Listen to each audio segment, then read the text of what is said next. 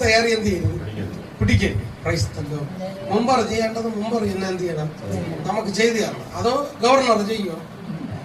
ഇല്ല. നമ്മളിവിടെ താഴത്ത് തട്ടിയെന്ന് പറഞ്ഞുകൊണ്ട് താഴെ നിന്ന് എന്ത് ചെയ്യണം? നമ്മൾ ആ വിശാലത മനസ്സിലാക്കണം. പ്രൈസ്. അപ്പൊ ഈ കനാനിലുള്ള ആ മുന്തിരി പോലെ കാണിച്ചു. അത്ര പവറുള്ള, അത്രയും ഫലപുഷ്ടിയുള്ള ഒരു നന്മയാണ് ദൈവം കൊടുത്ത വാഗ്ദത്തം ചെയ്ത കനാനിലുള്ള നന്മയെന്ന് ദൈവമക്കൾക്ക് തെളിയിച്ചു കൊടുത്തു. പ്രൈസ്. പക്ഷെ എത്ര പേര് കനാനിൽ പോയി? എത്ര പേര് പോയി? 2 പേര്. ആരൊക്കെ? ബാക്കിയുള്ളവരോടെ പോയി. ബാക്കിയെല്ലാം ചത്തു. കാരണം എന്താണ്? ഇറച്ചിക്കടി. ഇറച്ചി കിട്ടിയില്ലെന്ന് പറഞ്ഞ എന്താണ്?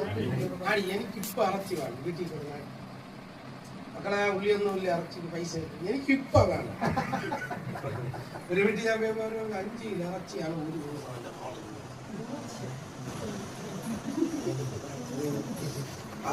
ആഴ്ചയിൽ 2 ദിവസം വല്ല ചതി. ബീഫ് എടുത്താൽ 5 എടുക്കണം.